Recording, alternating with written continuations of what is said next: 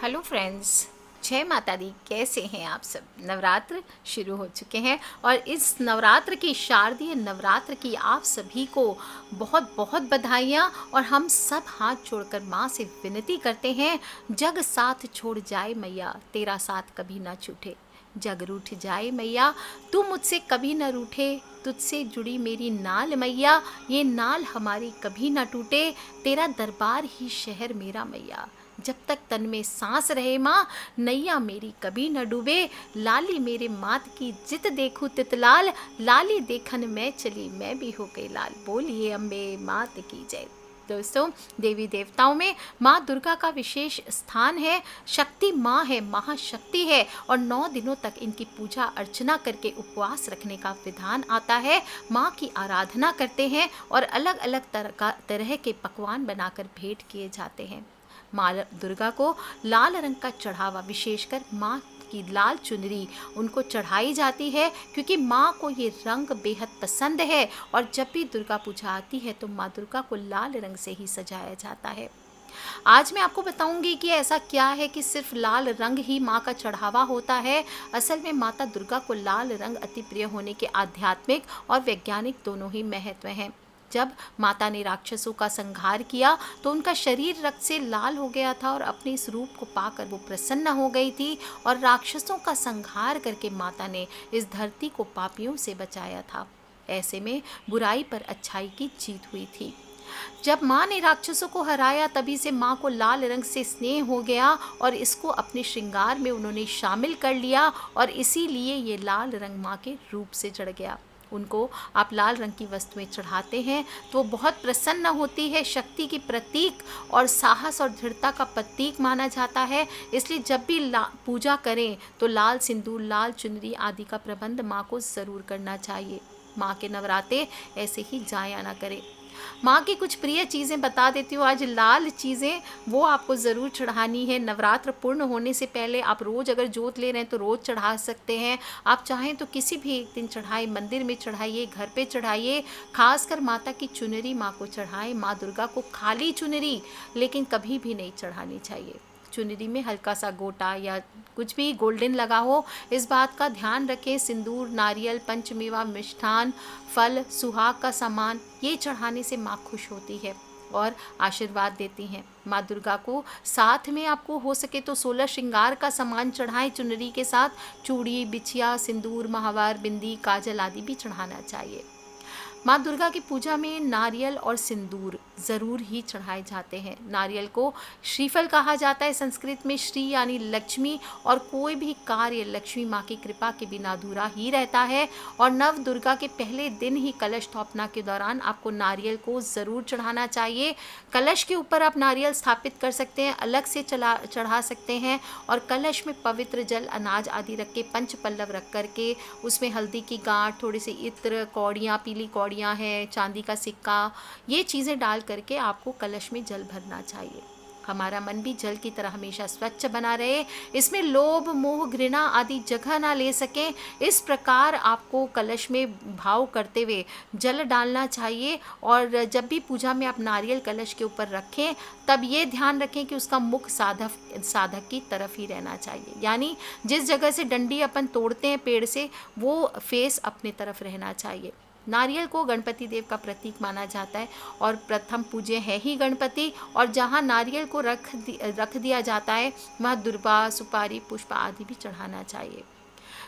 सिंदूर आपको ज़रूर चढ़ाना है। 16 श्रृंगार में आपको बताया मैंने। और माँ का श्रृंगार के लिए इसका प्रयोग ज़रूर किया जाता है। और फिर विवाहित महिलाएं अपनी मांग में शिरोधार्य करती हैं।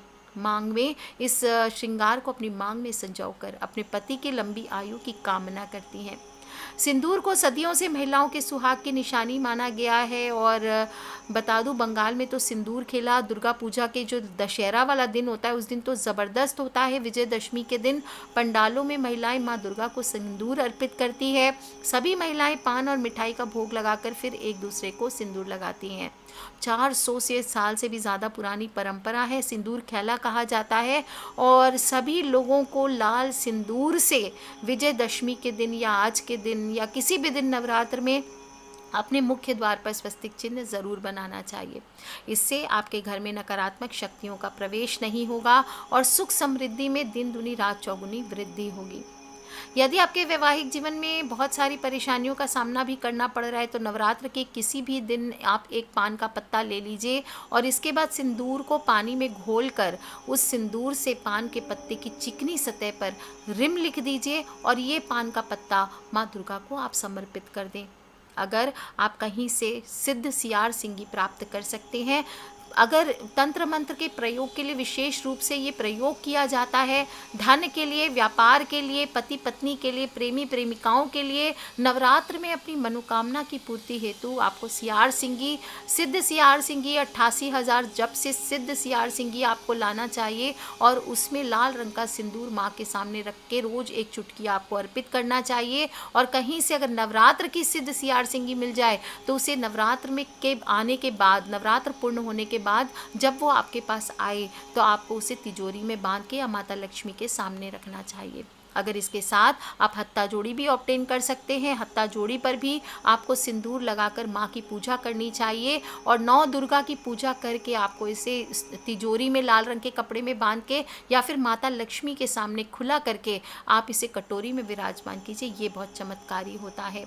आप देखेंगे जो रियल सियार सिंगी होती है, सिंदूर में रखने से साल भर में थोड़ी आधा इंच जैसे इसके बाल बढ़ने लगते हैं। और अगर आप ये सियार सिंगी माँ काली के सामने या माँ दुर्गा के किसी भी स्वरूप के सामने रखते हैं अपनी मनोकामना को बोलते हुए, तो आपकी मनोकामना ज़रूर पूर्ण होती है।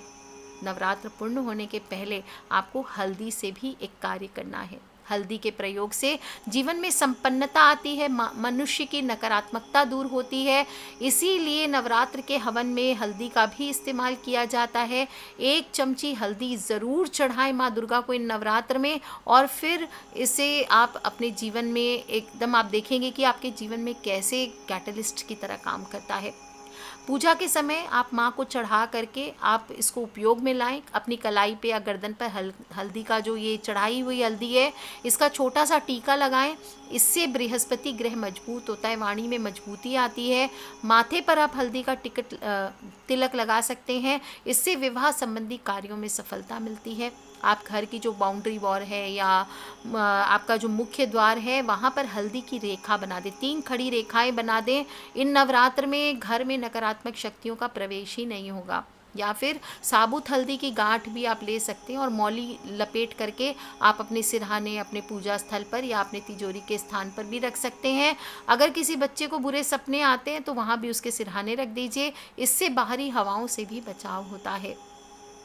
दोस्तों, जब बात हो माँ के श्रृंगार की, लाल रंग की और लाल फूल की बात ना हो, गुड़हल की बात ना हो, ये तो हो ही नहीं सकता। लाल फूल श्वेत कमल, पलाश, तगर, अशोक, चंपा, मौलसेरी, मदार, कुंद, लोध, कनेर, आग, शीशम, अपराजिता आदि कितने ही फूल देवी की पूजा में कार्य में लिए जाते हैं। और धार्मिक ग्रंथों में कहा गया है कि भगवान शंकर की पूजा में जो पत्र यानी जो पत्ते पुष्प विहित हैं वे सभी भगवती गौरी को प्रिय होते हैं। अपामार्ग उन्हें विशेष रूप से प्रिय है और शंकर भगवान पर चढ़ाना जिन फूलों का निषेध है वो माँ भगवती पर चढ़ाए जाते हैं। इन फूलों में आक और मदार, ये 2 फूलों का निषेध भी मिलता है और ये दोनों विहित भी हैं और प्रतिषिद्ध भी हैं। अब अन्य विहित फूल ना मिले तब इन दोनों का आप उपयोग कर सकते हैं। दुर्गा से भिन्न देवियों पर इन दोनों को नहीं चढ़ाना चाहिए। दुर्गा जी की पूजा में इन दोनों का विधान आता है। आक और मदार की तरह ही दुर्बा, तिलक, मालती, तुलसी, भंगरैया, तमाल ये सभी निषिद्ध भी हैं और प्रतिषिद्ध भी हैं, यानी इनको चढ़ा भी सकते और नहीं भी चढ़ा सकते हैं। शमी हो, अशोक के पत्ते हों, दोपहरिया हो, अगस्त्य हो, मदन हो, सिंधुवार हो, माधवी हो, इनकी लताएं हो, कुश की मंजरियाँ हो, बेलपत्र हो, केवड़ा हो, कदम हो, कमल, ये फूल माँ भगवती को विशेष प्रिय हैं। लाल रंग का हर फूल, खासकर लाल गुड़हल माँ को चढ़ाया जाता है। इससे माँ बहुत प्रसन्न होती हैं और आपको आशीर्वाद देती हैं, आपके बिगड़े काम बन जाते हैं। अब मैं बता देती हूँ आपको हवन ज़रूर करना चाहिए। सबसे पहले रोज़ की पूजा करने के बाद अग्नि स्थापना ज़रूर करें। आम की चकोर लकड़ी लगा के किसी प्लेट में गोबर के कंडे लगाकर कपूर जलाकर रख दीजिए और फिर आप जो भी मंत्र से हवन करना चाहते हैं माँ का वो कीजिए।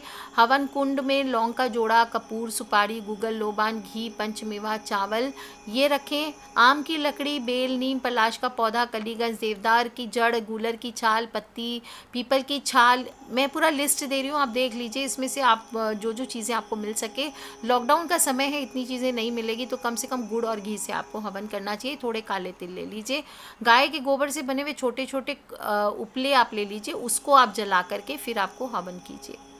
ओम अग्नये नमः, ओम गणेशाय नमः, ओम गौर्याय नमः, ओम नवग्रहाय नमः, ओम दुर्गाय नमः, ओम महाकालिकाय नमः, ओम हनुमते नमः, ओम भैरवाय नमः, ओम कुल देवताय नमः, ओम स्थान देवताय नमः, ओम ब्रह्माय नमः, ओम विष्णवे नमः, ओम शिवाय नमः, ओम जयंती मंगला काली भद्रकाली कपालिनी दुर्गा क्षमा शिवा धात्री स्वाहा स्वधा नमोस्तुते।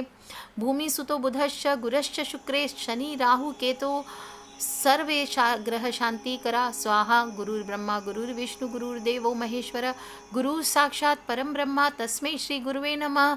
ओम त्र्यंबकं यजामहे सुगंधिं पुष्टिवर्धनम् उर्वारुकमिव बन्धनान् मृत्योर्मुक्षीमामृतात्। मृत्युंजयाय नमः स्वाहा। ओम शरणागत दीनार्थ परित्राण परायणे सर्वस्यार्थी हरे देवी नारायणी नमोस्तुते। इस प्रकार से आपको हवन करना चाहिए और हवन के बाद गोला में कलावा बांधकर फिर चाकू से काटकर ऊपर के भाग में सिंदूर लगाकर घी भरकर चढ़ा दीजिए, जिसको बलि कहते हैं। फिर पुनराहुति नारियल में छेद कर घी भरकर लाल सूत लपेट कर धागा बांधकर पान, सुपारी, लौंग, जायफल, बताशा जो भी प्रसाद आप रखना चाहते हैं वो करके पुनराहुति करके मंत्र बोलें। ओम पूर्णमिदं पूर्णात् पुण्यम मुदच्यते पूर्णस्य पूर्णमादाय पूर्णमेल विशिष्यते स्वाहा। इस प्रकार से बोल करके आपको पुनराहुति करना चाहिए। दक्षिणा माँ के पास रखे अपने परिवार सहित आरती करते हुए अपने द्वारा किए गए अपराधों की क्षमा याचना करें, क्षमा मांगे और इसके बाद अपने ऊपर किसी से 1 रुपया उतरवा के किसी दूसरे को आपको दे देना चाहिए। इस तरह से आप सरल रीति से घर पर माँ दुर्गा को प्रसन्न कर सकते हैं। खासकर लाल रंग की महत्ता मैंने समझाई है, आप समझ लीजिए कि लाल रंग की अधिकता आपको रखनी है। इससे आपका सारा कार्य पूर्ण भी होगा, आपके बिगड़े काम भी बन जाएंगे और माता रानी का स्नेह भी आपके ऊपर बना रहेगा। तो कर लीजिए उपाय दोस्तों। नवरात्र पूर्ण होने के पहले कोई भी एक चीज़ इसमें से ज़रूर चढ़ा लें। सारे चढ़ाने ज़रूरी नहीं है, कोई भी एक या एक से अधिक चीज़ें आप चढ़ा सकते हैं और सच्चे दिल से माँ के भजन कीर्तन करें, माँ का ध्यान करें, माँ की आरती गाएं, जय अम्बे गौरी, माँ के मंत्रों का जप करें। ओम दुंग दुर्गाय नमः, ओम शरणागत दीनार्थ परित्राण परायणे सर्वस्यार्थे हरि देवी नारायणी नमोस्तुते। सर्वमंगल मांगल्ये शिवे सर्वार्थ साधिके शरण्ये त्र्यंबके गौरी नारायणी नमोस्तुते। ओम ऐं ह्रीं क्लीं चामुंडाय विच्चे। कोई भी माँ के मंत्र को लीजिए, जप कीजिए और देखिए कैसे माता रानी आपके भी घर पे विराजमान होती है। आपके सभी कष्टों को चुटकियों में दूर करेंगी माँ। बस सच्चे दिल से विश्वास के साथ उनका हाथ थाम कर आप आगे बढ़ जाइए। आज के लिए इतना ही दोस्तों। खिलखिलाते रहें, मुस्कुराते रहें, सब्सक्राइब करके रखें ताकि आने वाले वीडियो से आप और मैं कनेक्टेड रह सके। Love you all friends, take care. जय माता दी, बम बम भोलेनाथ की। सभी को नवरात्र की हार्दिक शुभकामनाएं। पूरे ब्रजनारी परिवार को और ब्रजनारी परिवार के जितने भी बड़े बुजुर्ग हैं, बच्चे हैं, सभी को मेरा ढेर सारा प्यार और प्रणाम। आज के लिए इतना ही। Take care friends, love you all. जय माता दी, बम बम भोलेनाथ की।